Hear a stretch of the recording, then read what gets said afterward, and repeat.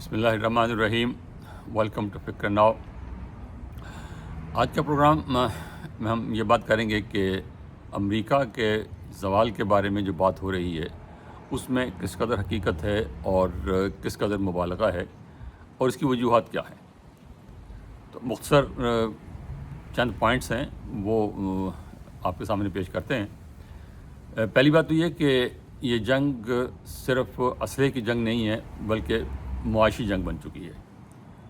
اور یہ فرق کرنا مشکل ہوتا جا رہا ہے کہ اسلحہ کہاں تک جنگ لڑ رہا ہے اور معیشت کہاں تک اس میں نبردآزما ہے. ہرمز کے بندش سے ایران نے وہ ہتھیار استعمال کیا ہے جس کی عام طور پہ توقع نہیں کی جا رہی تھی، اگرچہ کہ جو ماہرین ہیں فوجی معاملات کے اور انٹیلیجنس کے وہ یہ بات کہتے رہے ہیں کہ اگر جنگ ہوئی، ایسی صورتحال بنی تو ایران اس پر یہ ہرمز جو ہے بند کر سکتا ہے. اور جب بھی یہ جنگ شروع ہوئی ہے اب بھی یہ بات امریکی جو انٹیلیجنس ایجنسیز ہیں اور جو دفاعی تجزیہ نگار ہیں حکومت کے اندر باہر، ان سب نے یہ بات کہی تھی کہ ایسا ہو سکتا ہے. لیکن کیونکہ خیال یہ تھا کہ یہ معاملہ زیادہ نہیں چلے گا اور 2 دن 3 دن کے اندر جو ہے وہ معاملہ ختم ہو جائے گا، ایران کی حکومت بدل جائے گی، اور وہ اگر بند کرنے کی کوشش بھی کریں گے تو کامیاب نہیں ہوگی کیونکہ نئی حکومت آ چکی ہوگی. وہ تمام جو مفروضے تھے وہ غلط ثابت ہوئے. تو اب صورتحال یہ ہے کہ یہ پہلی جنگ ہے جہاں امریکہ فتح یاب نہیں ہوا. وہ تو خیر پہلے بھی ویتنام میں فتح حاصل نہیں کر سکے، افغانستان میں نہیں کر سکے، عراق میں نہیں کر سکے، لیکن امریکہ کو کوئی شکست بھی نہیں دے سکا. امریکہ کی فوج کی طاقت اتنی زیادہ ہے، امریکی کی معیشت اتنی مضبوط ہے، اور باقی امریکہ اندر جو ادارے ہیں وہ اتنے مضبوط ہیں کہ اس کو امریکہ کو شکست دینا کسی کے لیے ممکن نہیں تھا. اب بھی نہیں ہے ویسے، لیکن وہ اس طرح الجھ چکا ہے امریکہ اس میں کہ اب جو چھوٹے ممالک ہیں وہ یہ محسوس کر رہے ہیں کہ ایک طرف امریکہ کی جو گارنٹیز ہیں وہ کام نہیں آئے گی. جو خلیجی ممالک ہیں انہوں نے اڈے اسی لیے دیے تھے کہ امریکہ ہماری حفاظت کرے گا اور ہم پہ کوئی اور حملہ کرنے کی ضرورت نہیں کرے گا، کیونکہ امریکہ یہاں بیٹھا ہوا سامنے، ہمارے سامنے کون حملہ کرے گا جب امریکہ کی فوج یہاں موجود ہے. لیکن وہ مفروضہ غلط ثابت ہوا، بلکہ نہ صرف یہ کہ وہ حملہ روکنے میں کامیاب نہیں ہوئے بلکہ وہ باقاعدہ حملے کا ہدف بن گئے. ایران نے ان ممالک پہ حملہ کر دیا جو ان کا خیال تھا کہ ہم پہ کوئی حملہ نہیں کر سکا، کیونکہ ہمارے ساتھ امریکہ ہے، اور نہ صرف ساتھ ہے، ہمارے گھر میں بیٹھا ہوا امریکہ. تو وہ الٹا پڑ گیا کہ وہ تو نشانے پہ آ گئے وہ لوگ، اور سب سے زیادہ نقصان ان کا ہوا ہے. پھر اسرائیل کا بھی یہ خیال تھا کہ ہم تک ان کے جو ہیں وہ میزائل وغیرہ نہیں پہنچ سکیں گے، وہ بھی غلط ثابت ہوا. انہوں نے اپنے میزائل جو تھے وہ اتنے ڈیولپ کر لیے تھے کہ وہ ہائپرسونک قسم کے میزائل بھی ہیں جو کہ 1000 میل تک اڑ کر وہ اسرائیل تک کو نقصان پہنچا سکتے ہیں. اور اسرائیل کا جو ڈیفنس میں ہے میزائل کے خلاف وہ کامیاب نہیں رہا، کم سے کم اتنا کامیاب نہیں ہے جتنی توقع تھی. تب صورتحال یہ ہے کہ اس سے جو نتائج نکل رہے ہیں وہ یہ ہے، ایک نتیجہ یہ ہے کہ لوگوں کو یہ نظر آ رہا ہے کہ اگر آپ کے پاس ایٹمی طاقت ہو، ایٹم بم ہو، تو پھر آپ پر حملہ نہیں کیا جائے گا. اور وہ بار بار مثال دیتے ہیں نارتھ کوریا کی. نارتھ کوریا ایک چھوٹا سا ملک ہے اور اس کے پاس کیونکہ میزائل ہیں، ڈیلیوری سسٹم ہے اور نیوکلر اسلحہ ہے، تو اس لیے امریکہ جو کوئی دوسرا ملک اس پہ حملہ کرنے کی ضرورت نہیں کرتا، اگرچہ وہ تمام اس سے پریشان بھی ہیں. اور این پی ٹی میں شامل تھے وہ لوگ، اور انہوں نے این پی ٹی کو چھوڑ دیا. لیکن وہاں ایک فیکٹر اور بھی ہے جس کی طرف عام طور پر توجہ نہیں کی جا رہی، کہ صرف نیوکلیر نہیں ہے بلکہ وہ چین بھی ہے، کیونکہ چین کا بارڈر لگتا ہے، اور چین کسی بھی صورت میں یہ نہیں چاہے گا کہ وہاں کوئی ایسی حکومت آئے جو کہ چین کے خلاف ہو یا چین کی ہمدرد نہ ہو. تو اب ایک طرف یہ کہ جو این پی ٹی کے نام سے جو ادارہ موجود ہے دنیا میں، نان پرولفریشن ٹریٹی، جس پہ پاکستان، ہندوستان اور اسرائیل کے علاوہ کوئی اور ملک نہیں ہے جس نے دستخط نہ کیے ہوں. صرف 3 دستخط نہیں کیے ساری دنیا میں، اور نارتھ کوریا نے دستخط کیے ہوئے تھے، وہ اس سے مکر گئے. اب اس کے جو ہے اس پر سوال اٹھایا جا رہا ہے کہ وہ مؤثر ثابت نہیں ہوا، اور وہ ممالک اب یہ سمجھتے ہیں کہ یہ اسلحے NPT جو ہے یہ تو اس پہ دستخط نہ کرنا جو ہے وہی بہتر ہے، اور اگر آپ نکل جائیں اس سے اور نارتھ کوریا کی طرح اپنا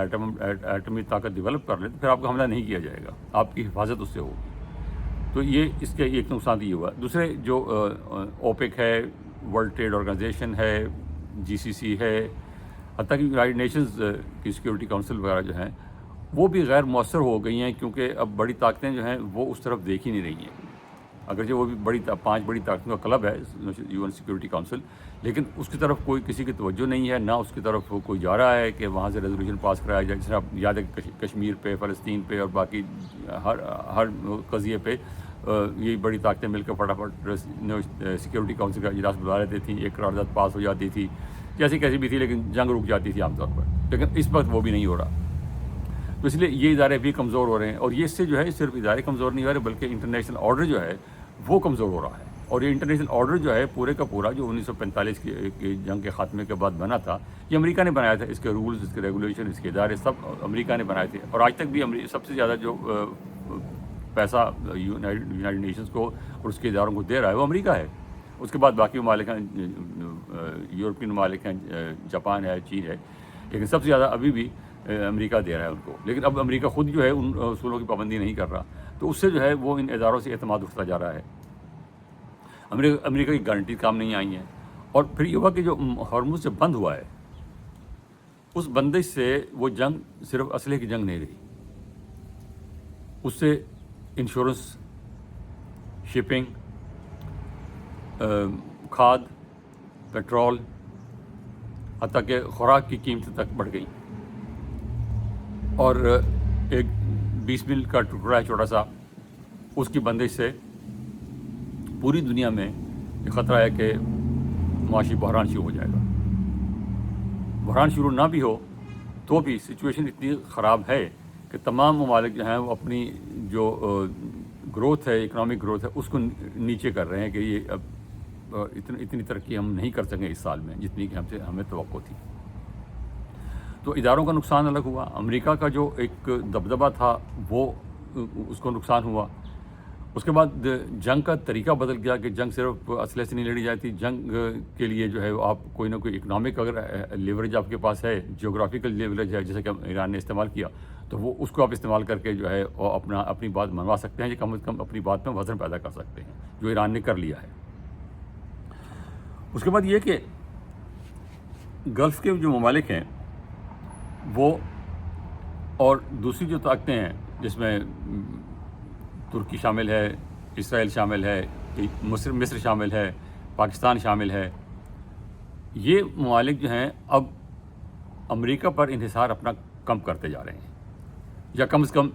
یہ جنگ جب ختم ہوگی، نئی صورتحال بنے گی، تو اس میں اب امریکہ کا جو ہے وہ رول نہیں رہے گا جو آج تک تھا۔ اس کو اگرچہ وہ کہتے یہ ہیں کہ یہ امریکہ جو ہے یہ اپنا بوجھ بانٹنا چاہتا ہے، کہ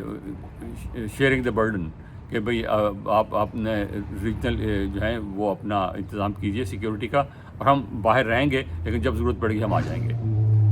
تو اس سے یہ ہے کہ اب یہ علاقائی طاقتیں جو ہیں یہ ان کو متحد ہونا ہوگا، اور یہ اپنا رول ادا کریں گے۔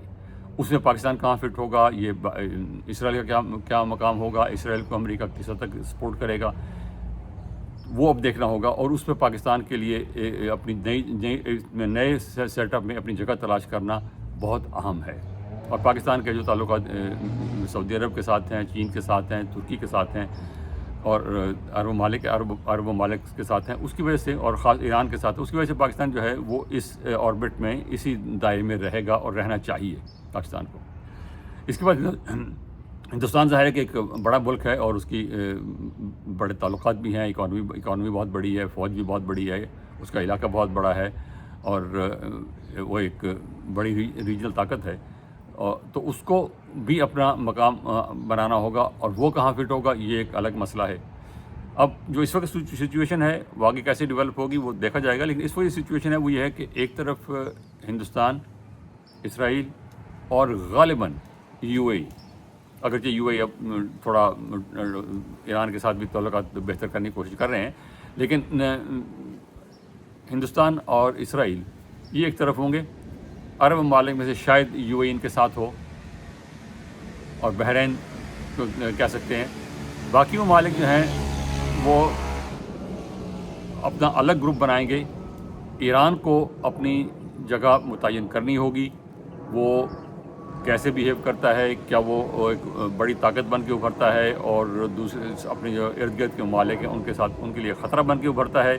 یا ان کے ساتھ دوستی کر کے ایک برابری کی سطح پر اپنے تعلقات قائم رکھتا ہے، یہ اب دیکھنا ہوگا۔ اب صورتحال یہ ہے کہ اس میں چائنا کا کیا کردار ہے۔ چائنا کا اس وقت بظاہر کوئی ایکٹیو رول نہیں ہے، وہ کھل کر کوئی کردار ادا نہیں کر رہے، اور یہ ان کی باقاعدہ پالیسی ہے۔ وہ نہیں چاہتے کہ اس جنگ میں الجھا جائے، انڈائریکٹلی جو سو حمایت کر سکتے ہیں وہ کر رہے ہیں اور کرتے رہیں گے، لیکن وہ اس جنگ میں الجھنا نہیں چاہتے، اور وہ اس میں بھی ان کو کوئی جلدی نہیں ہے۔ جیسے کہ ہمارے پاکستانی بہت سارے لوگ جو ہیں، اور یہاں پہ امریکہ میں بھی کہ جی امریکہ کو زوال آ گیا، امریکہ ختم ہو گیا، امریکہ گیا جی، ایسا کچھ نہیں ہو رہا۔ امریکہ کا رول، امریکہ کا وزن کم ہو رہا ہے، امریکہ کہیں جا نہیں رہا۔ دنیا کے جو 7 سمندر ہیں ان پر اب بھی امریکہ کے جہاز چل رہے ہیں، ان پر اب بھی حکمرانی امریکہ کی ہے، اور وہ قائم رہے گی، کم از کم جہاں تک دیکھ سکتے ہیں۔ باقی اب 10 سال بعد، 20 سال بعد، 50 سال بعد کیا ہوگا وہ اس کے بارے میں کچھ نہیں کہہ سکتے، لیکن اس وقت جو ہے صورتحال یہی ہے، اور امریکہ کی معیشت اتنی تگڑی ہے کہ وہ اس کو سسٹین کر سکتی ہے، یہ سارے خرچے جو ہے۔ لیکن جو نقصان امریکہ کو ہوا ہے وہ کافی شدید ہے، جو جس کی توقع نہیں تھی۔ اس سے جو ہے امریکہ کو اپنی جو کردار ہے اس کو ری ایویلیٹ کرنے کی ضرورت ہے۔ فرانس نے بھی کہا ہے کہ امریکہ پر انحصار نہیں کر سکتے، پورے یورپ نے تہیہ کیا کہ وہ امریکہ پر انحصار نہیں کر سکتے۔ فرانس نے اپنی جو ایٹمی قوت ہے اس کو بڑھانے کا فیصلہ کیا، اور اپنے ایٹمی جہاز جو ہیں ان کو مختلف یورپی ممالک میں کھڑا کرنے کی اور اسلحے سے لیس کرنے کی جو ہے وہ بات کی ہے صدر میکرون نے۔ تو اس صورتحال میں امریکہ کا کردار کم ہو رہا ہے، امریکہ کہیں جا نہیں رہا، نہ معاشی طور پر نہ فوجی طور پر، لیکن یہ جو یہاں جو کچھ ہوا ہے اس سے امریکہ کا جو ہے وہ روب داب اور اس کا وہ جو تھا کہ یہ ہمیں گارنٹی دے گا، ہمیں ہماری حفاظت کرے گا، وہ کامیاب نہیں ہو سکا۔ تو باقی بات یہاں پہ ختم کرتے ہیں، اور ہمارا مسئلہ جو ہے وہ پاکستان اور امریکہ ہی ہے، تو اس میں یہ دونوں ممالک کی دوستی بھی آپس میں رہے گی، ضرورت ہے ان کو دونوں کو۔ اور پاکستان کے بارے میں یہ کہ ان کے جو اندرونی حالات ہیں اس پر میں پہلے بات کر چکا ہوں، آئندہ پھر کریں گے کہ پاکستان کو اب کس طرح ارد گرد سے گھیرا جا رہا ہے اور کس طرح اس کو اس سے نکلنا ہوگا۔ تو یہاں بات ختم کرتے ہیں اس درخواست کے ساتھ کہ ہمارے چینل کو سبسکرائب کیجیے، اپنے کمنٹس دیجیے۔ بہت شکریہ، خدا حافظ۔